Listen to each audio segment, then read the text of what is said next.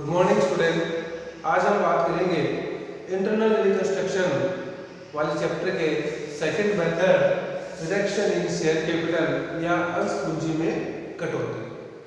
तो स्टूडेंट, अगर कोई कंपनी अपनी अंश पूंजी में कटौती करना चाहती है तो उस कंपनी को पहले कंपनी अधिनियम 2013 की धारा 66 के दिशा निर्देशों की पालन करनी होगी और इस धारा में अंश पूंजी में कटौती करने वाली कंपनी के लिए 3 शर्तें दी गई है। अगर वह कंपनी इन 3 शर्तों को पूरा करती है तो वह कंपनी अपनी अंश पूंजी में कटौती वाली योजना को लागू कर सकती है। तो अब बात करते हैं इन शर्तों के बारे में कि वो 3 शर्तें कौन सी हैं। सबसे पहली शर्त है कि जो कंपनी अपनी अंश पूंजी में कटौती करना चाहती है उस कंपनी के पार्षद अंतर नियम में इस कार्य की सहमति या अनुमति होनी चाहिए। दूसरी जो इसकी शर्त है वो ये शर्त है कि उस कंपनी को एक सभा बुलाकर उसमें इस विशेष प्रस्ताव को पास करना होगा। अगर कंपनी इस विशेष प्रस्ताव को पास कर लेती है तो इस योजना और उस विशेष प्रस्ताव की कॉपी को ट्रिब्यूनल के पास भेजना होगा और ट्रिब्यूनल अब इस योजना के बारे में विचार करेगा।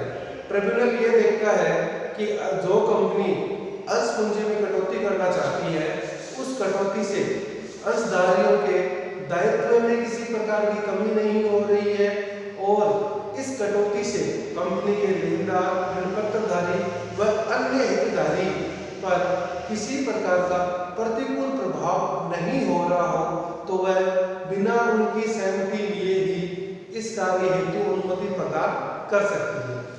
अगर इस पूंजी कटौती से अंशधारियों के दायित्व में कमी हो रही हो या ऋणपत्रधारी जो लेनदार होते हैं या कोई अन्य हितधारी जिसके हितों पर विपरीत प्रभाव पड़ रहा हो यानी उनके हित असुरक्षित हो रहे हो तो ऐसी दशा में ट्रिब्यूनल पहले उनसे सहमति लेगा और सहमति लेने के बाद यदि आवश्यक होगा तो कंपनी को उनके दायित्व चुकाने के लिए बोल सकता है या इस योजना के बारे में एक जनता में सूचना जारी करने के लिए भी कह सकता है।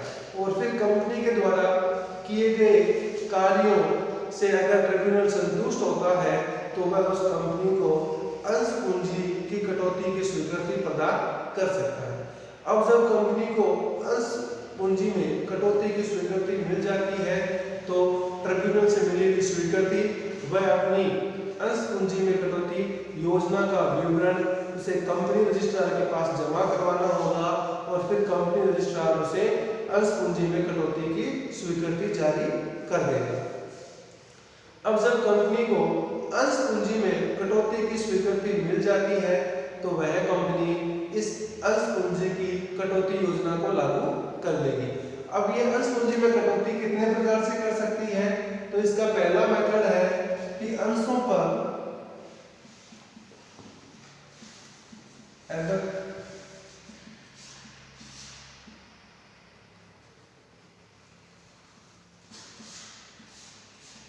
अदद राशि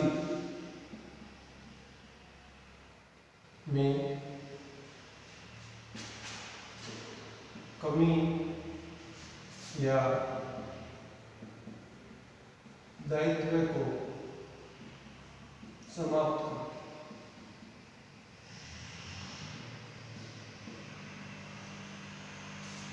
तो स्टूडेंट, इस मेथड में अगर किसी कंपनी के पास निर्मित अंशों पर कोई अदद राशि शेष है यानी एक कंपनी होती है, उस कंपनी ने मान लो 10,000 शेयर इशू किए और उनकी फेस वैल्यू 100 रुपए है लेकिन कंपनी ने मान लो अभी तक 70 रुपए मांग रखे हैं। कितने रुपए मांग रखे हैं? 70 रुपए। तो ये जो अपनी अंकित मूल्य और जो ये पद्धत ये तो उसका शेयर्स का अंकित मूल्य है और ये उनके द्वारा अंशधारियों के द्वारा चुकाया गया मूल्य, इसे पद्धत मूल्य कहते हैं या इसे पेंडर कैपिटल कहते हैं। इन दोनों का जो डिफरेंस होता है वो डिफरेंस अपना होता है एडद या अनपेड जिसे अभी तक चुकाया गया, अनपेंडेड कैपिटल कहते हैं इसको। तो वह कंपनी इन अदर पूंजी या अनपेड कैपिटल को आंशिक तौर पर या पूर्ण रूप से इनके दायित्व को समाप्त कर सकती है।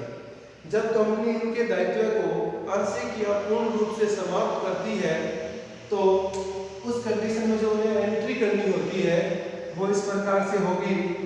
यहाँ हो जाएगा old face value share capital account दिया to new face value share capital account. अब जैसे स्टूडेंट ऊपर वाले एग्जाम्पल को ले लेते हैं। एक एक्स लिमिटेड है जिसने अपने मार्केट में 10,000 इक्विटी शेयर इश्यू कर रखे हैं और उनकी फेस वैल्यू 100 रुपए है, जिसमें से उनका पेंडेड कैपिटल 70 रुपए। अब वो अपने जो अनपेंडेड कैपिटल है या अदद पूंजी 21 रुपए उसे समाप्त कर रही है। तो समाप्त करने में जो उसकी एंट्री होगी वो ये होगी। अब इसका ये वैल्यू कैसे शो करेंगे? तो जैसे ओल्ड फेस वैल्यू उसकी कितनी थी 100 रुपए, तो या 100 रुपए मेंशन कर देंगे और यहाँ आ जाएगा इक्विटी शेयर कैपिटल अकाउंट। अब स्टूडेंट आपको पता है शेयर कैपिटल में केवल पेंडेड कैपिटल आता है, तो 10,000 पे अपना पेंडेड कैपिटल कितना है 70 रुपीज, तो यहाँ कितना हो जाएगा 7 लाख। टू अब ये जो 30 रुपए थे उसको हमने कैंसिल कर दिया, तो उसके बाद ब्लूइंग फेस वैल्यू कितनी हो गई उसकी 70 रुपीज और यहाँ हो जाएगा इक्विटी शेयर कैपिटल अकाउंट और यहाँ आ जाएंगे 70 लाख। तो स्टूडेंट ये हो गया अपना अदद राशि को अगर हम उनके दायित्व को समाप्त कर रहे हैं तो इस प्रकार की जनरल एंट्री हो जाएगी। और बैलेंस शीट में, तो बैलेंस शीट में सबसे पहले अपने पास आ जाएगा ऑथराइज्ड कैपिटल। मैं केवल लायबिलिटी साइड ले रहा हूं और वो भी अपनी फिक्स, तो यहाँ आ जाएगा ऑथराइज्ड कैपिटल। तो जितनी भी होगी वो हम यहाँ मेंशन कर देंगे। फिर यहाँ हो जाएगा इश्यूड एंड सब्सक्राइब,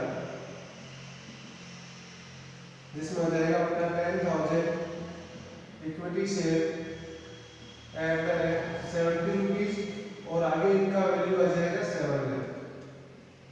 ये अपना बैलेंस शीट में आ जाएगा और ऑथराइज्ड कैपिटल अगर उसकी दी हुई है तो वो हम यहाँ मेंशन कर देंगे। तो अब स्टूडेंट बात करते हैं इसके सेकंड मेथड।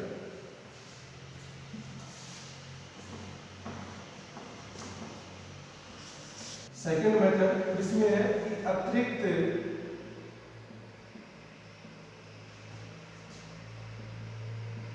अंश पूंजी को वापस लौटा।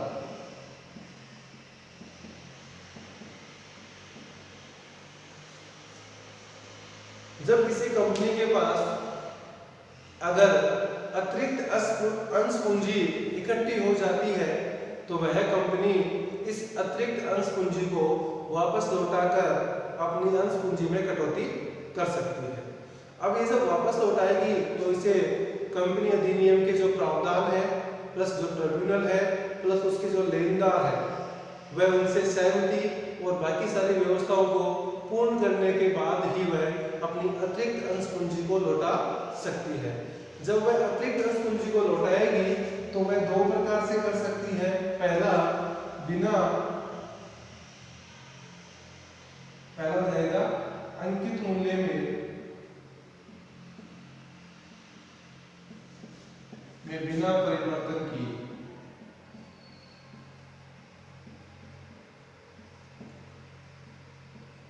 पहली कंडीशन हो जाएगी विदाउट चेंजिंग फेस वैल्यू, कि उनकी फेस वैल्यू में किसी भी प्रकार के परिवर्तन किए बिना। तो कौन कौन सी एंट्री करनी होगी? यहाँ हो जाएगा शेयर कैपिटल, अगर इक्विटी शेयर है तो इक्विटी शेयर, प्रेफरेंस शेयर है तो preference share, share capital account बीआर to shareholders, equity share है तो इक्विटी शेयर, प्रेफरेंस शेयर है तो प्रेफरेंस शेयर अकाउंट। यहाँ अमाउंट आ जाएगा जो भी हम ट्रांसफर कर रहे हैं और फिर नीचे हो जाएगा, ये तो अपनी हो जाएगी ट्रांसफर की एंट्री जो प्रेफरेंस शेयर होल्डर में हम ट्रांसफर करेंगे और उसके बाद हो जाएगी पेमेंट की एंट्री। और पेमेंट की एंट्री हो जाएगी शेयर होल्डर अकाउंट दिया टू बैंक। तो स्टूडेंट इसमें अपने को जितनी अंश पूंजी लौटा रहे हैं उतनी अंश पूंजी को प्रेफरेंस शेयर होल्डर्स के अकाउंट में डालना है और फिर उस पेमेंट का हमें बैंक के थ्रू या कैश जिसके भी थ्रू पेमेंट कर रहे हैं उसका पेमेंट कर देंगे। अब जो इसका सेकंड मेथड होता है उसमें होता है अंकित मूल्य में परिवर्तन करके, अंकित मूल्य में परिवर्तन। अगर अंकित मूल्य में परिवर्तन करके अंश पूंजी को लौटा रहे हैं तो उस कंडीशन में जो अपनी एंट्री होनी है यहाँ हो जाएगी old face value share capital account दिया, नीचे हो जाएगा to new face value share capital account to shareholder. अब यहाँ जो आ जाएगी टोटल शेयर कैपिटल जो उसके पास अवेलेबल है, यहाँ वो आ जाएगी जो अपने पास कटौती के बाद शेष रहेगी और यहाँ वो पार्ट आ जाएगा जितनी अंश पूंजी की हम कटौती कर रहे हैं। तो यहाँ क्या आएगा अपने टोटल शेयर कैपिटल, यहाँ वो कैपिटल आएगी जो कटौती के बाद या रिटर्न के बाद शेष बचेगी और यहाँ वो कैपिटल आएगी जिसका हम भुगतान कर रहे हैं। अब ये होने के बाद फिर शेयर होल्डर्स है उनका हम पेमेंट कर देंगे। यहाँ हो जाएगा शेयर होल्डर्स अकाउंट दिया टू बैंक। तो अब स्टूडेंट एक एग्जांपल देख लेते हैं पहले वाले का। जैसे मान लो एक एक्स लिमिटेड कंपनी है। तो स्टूडेंट जैसे मैंने कहा था कि एक्स लिमिटेड कंपनी है, उस कंपनी के 10,000 इक्विटी शेयर्स है और इन पे 100 रुपए फेस वैल्यू से ऐड कर 100 रुपए से ये मार्केट में इशू किए थे एंड ये फुल्ली पेड अप भी थे, फुल्ली पेड अप थे। अब कंपनी इन पे से 20 रुपए वापस लौटाना चाहती है। कितने रुपए? 20 रुपए वापस लौटाना चाहती है। तो पहले वाली कंडीशन में अपनी क्या एंट्री होगी? तो फर्स्ट वाली कंडीशन में अपनी एंट्री हो जाएगी कि अगर मैं फर्स्ट वाली कंडीशन से इसकी करती हूँ, यानी कि कंपनी अपने फेस वैल्यू में किसी भी प्रकार का परिवर्तन नहीं करना चाहती, तो उसकी डायरेक्ट एंट्री हो जाएगी शेयर कैपिटल अकाउंट दिया to shareholder, to shareholder. अब यहाँ जो वैल्यू आएगी वो अपने 10,000 जो अपने पास शेयर्स थे और जितना पैसा हम वापस लौटा रहे हैं उस पैसे के अकॉर्डिंग